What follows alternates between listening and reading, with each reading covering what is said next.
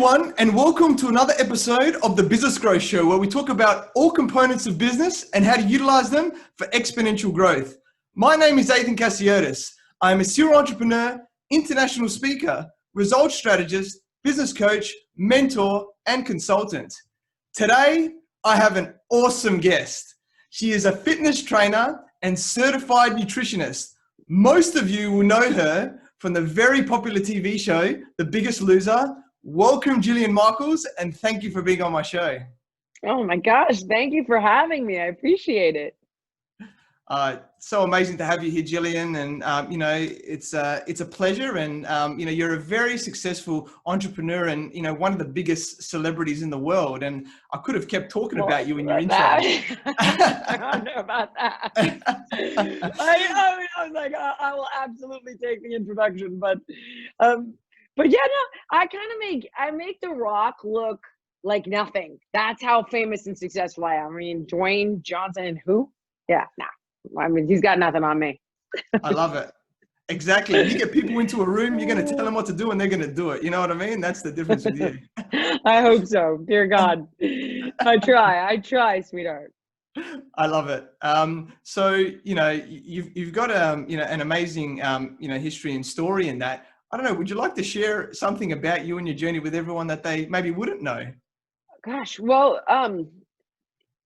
my journey is authentic to me. And what I mean by that is, if somebody asked me today, she was like, did you inform yourself before starting your business? And I was like, I don't even, what do you mean?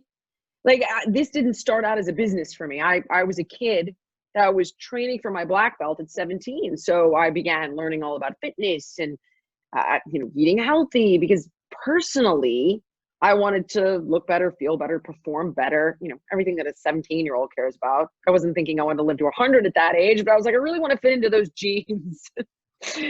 So I began studying it because it was something I cared about. And then other individuals were asking me what I was doing. Was I a trainer? Could I teach them? Could I show them? So that passion begot authenticity. And I think that any successful brand has to start with passion and authenticity. Yeah, I really love that. So agree with all of that, and passion really, brings us forward. And, you've obviously done a lot, and the biggest thing obviously in the world is being on The Biggest Loser, where you really got to put yourself on the map there. So, how has being on The Biggest Loser helped you, on your entrepreneurial journey? Sure. I mean, like everything, there's a great quote that I'm converting from Latin, forgive me, probably very poorly, but it's that which nourishes me also destroys me, right? So he gave me this incredible platform that I was able to reach millions of people around the globe overnight. And that was unbelievable. And I used it, and I wouldn't be talking to you today if I did not have that opportunity. At the same time, if we were to pick apart where it also hurt me, because I wasn't in control of how I was portrayed, it's a very risky business. So, there are people that are like, I hate her. And there are certain things that, have been difficult for me, barriers or obstacles to break through because of that persona. So while I would say to anybody and everybody out there, having a platform to build your business, to grow your business, is essential. The ability to control that platform, or how you are perceived, is equally important, because there were many individuals that didn't make it out of their platform because their reputations were destroyed. Now, I won't name names, but I'm one of the only people that came out of reality TV with a lasting brand. And I think that's because I was able to consistently deliver on my brand promise. So as you begin to build a platform, be it on social, podcasting, blogs, right? Vlogs, whatever it might be, there's so many different ways in now, which is fabulous. There's far less barriers to entry, and you can control that platform, which is also fantastic. And how you're perceived, how you're portrayed, you're the captain of that ship. So then the only issue is making yourself stand out on a far more crowded field. So again, it's like there's benefits to everything, there's downsides to everything, and it's learning how to maximize the benefits and mitigate the risks. Yeah, I love that. So many awesome points, and like you said, it's delivering those results, having that consistency, and building on that. So that was really awesome of you, and you Yes. definitely have come out, much better than most in these spaces. So, I guess you touched on it maybe a little bit before, but I'm interested to know, what key values do you live and breathe in your businesses and brands? Authentic, authentic, authentic, authentic, authentic, authentic, authentic. So, you'll never ever see me be like, I'm vegan, I'm keto, I'm paleo, I'm this, I'm that, I'm over here, I'm over there, I'm into CrossFit, I'm over here. I don't I don't do that. So for me, I'm about information. So whatever comes up, I want to understand it, no matter what it might be. If it's, oh, lectins and nightshades are the devil, I'm like, really? Sure. Then I'll read the studies. I'll go to a registered dietitian and I'm like, explain to me what I don't understand. How come this says this is great and this says this is bad, right? And then I'll get the information from the most qualified individuals I can consult, whether it's doctors or people with degrees in exercise science and so on. Form an opinion and stick with that opinion. I don't ride trends, right? I don't go, oh, you know what? Keto's going to be big, so let's make a keto supplement this year. I never do that shit. Sorry. And I think that if you want longevity, you've got to be authentic and you've got to be consistent with your message. So you might change your mind, but then you own that change, right? I've had differing opinions on alcohol, but I explained why I changed my mind. So consistency, authenticity, and all of that derives from, of course, the first thing we talked about, which was passion and delivering on that promise, which is a result of all three. Yeah, I love that, the authenticity. And I can definitely feel that from you, from, everything that I've seen you on and everything like that. It really emanates, and it's a natural thing. It's that energy as humans, I guess, that, people can really, feel that from us. And, I think what's interesting as well is, like you said, you need to change in business and things like that, depending on what comes up, whether it's your mind or other things. So, another way of looking at that is pivoting, right? So, in business, how important is pivoting in business? And I guess, what have you pivoted to ensure, it was a success? My God, everything. You look at the world and industries are collapsing overnight, and not necessarily because of COVID, right? So, magazines are done. It's not a thing. When's the last time you read a newspaper? Gone. In the last decade, over. Goodbye.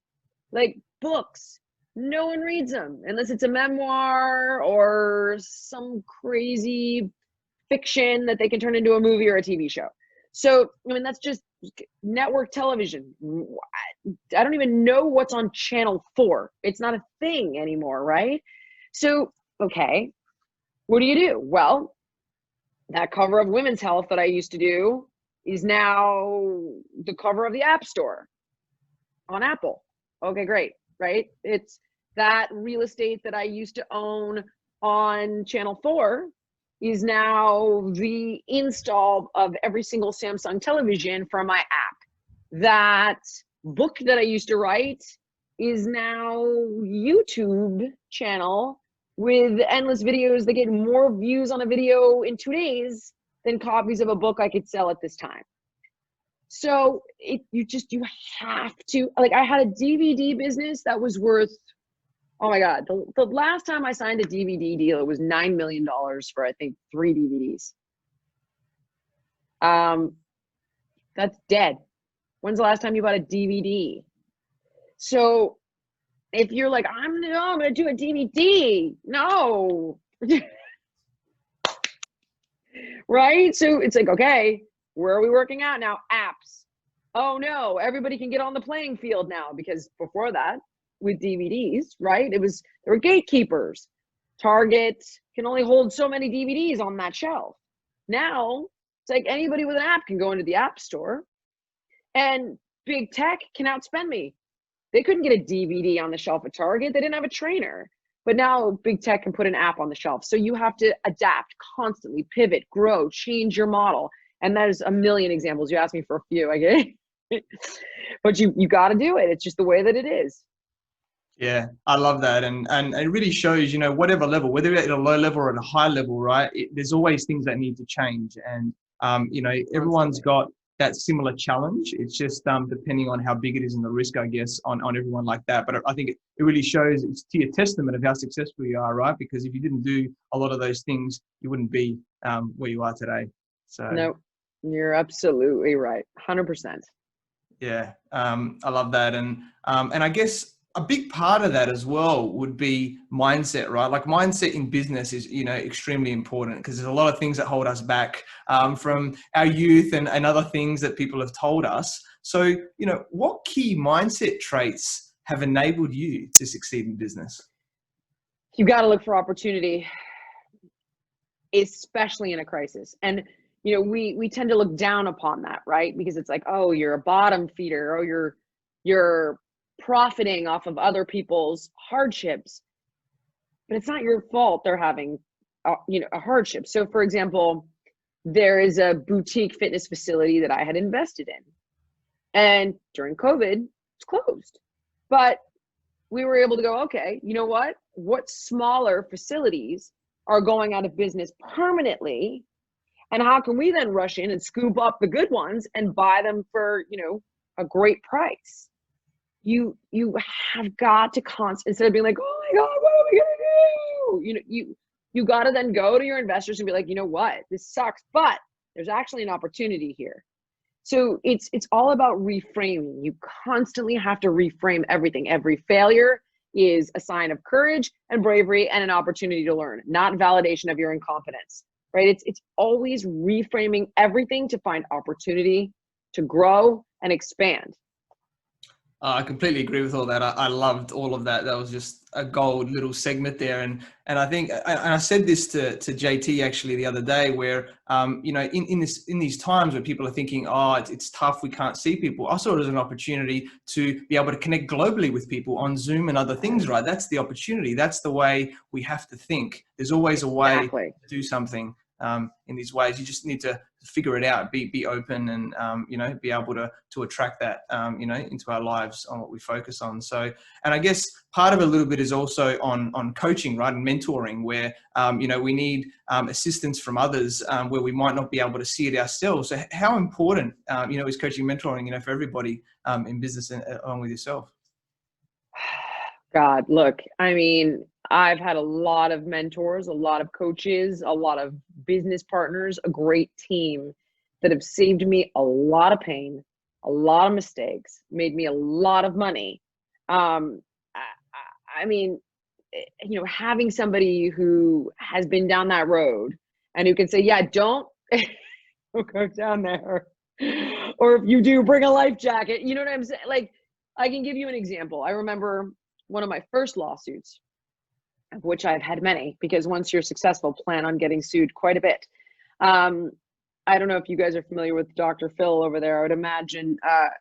So I had met him many times, and for a little while, he kind of took me under his wing and gave me some advice. So I'd been sued over something ridiculous, and the insurance company wanted to settle because they're like, "This is stupid. We want to just throw, you know, 30 grand at them and be done. Otherwise, we're going to spend 250 grand to settle it," which is the game here. I don't know about there, but in America, it's like, I'm going to sue them because it'll cost them more to fight me. So they settle and just give me a check. And he goes, if you settle this, the line at the sue Jillian window is going to be so long. In fact, it'll be endless. He's like, so suck it up and take the hit and just ride it out, torch them at the end for malicious prosecution, and go after them with like as much sort of vigilance and make an example out of them. I mean, I hate to tell you, like, this is business. And we did. And the line, the Sue Jillian window was still there, annoyingly, but not like one after the other, looking for just free handouts, you know, looking for money. So had he not told me that, we would have settled that lawsuit. And then they would have been like, oh, she settles lawsuits. Awesome. Let's sue. So Yeah. you know, it's just one small example, but there's so many different ways that I was able to grow my business or save myself from hardship or setback with solid, good advice. Yeah, I really love that. That really does show the importance of coaching. And, you know, we met at Mega Success where you captivated the room with your personality and presence. And you're an amazing woman and always have everyone's best interests at heart. And I'm very grateful, you know, that we connected, and I look forward, you know, to working with you in the future as well, Jillian. Oh, thank you, sweetheart. I really appreciate it. I had a blast. Yeah, awesome. So, you know, thank you very much for your time today, Jillian. I'm sure many people have, you know, greatly benefited from your valuable wisdom. How can people find you and get in contact with you, you know, with what you offer? Honestly, JillianMichaels.com. Pretty much that's the hub for everything we do. So all things Jillian live there. All things Jillian. I love it. It's the personal brand. So, you know, thank you everyone for watching and listening to this show where we talk about everything on business growth. You can find me on Facebook, LinkedIn, and Instagram as Athin Cassiotis, or visit my website, athincassiotis.com. I completely agree with you, or do I? The only way we know is if you tune in next time. So until next time, remember that our business grows when we learn skills and take action using them in spite of fear. Have a great day.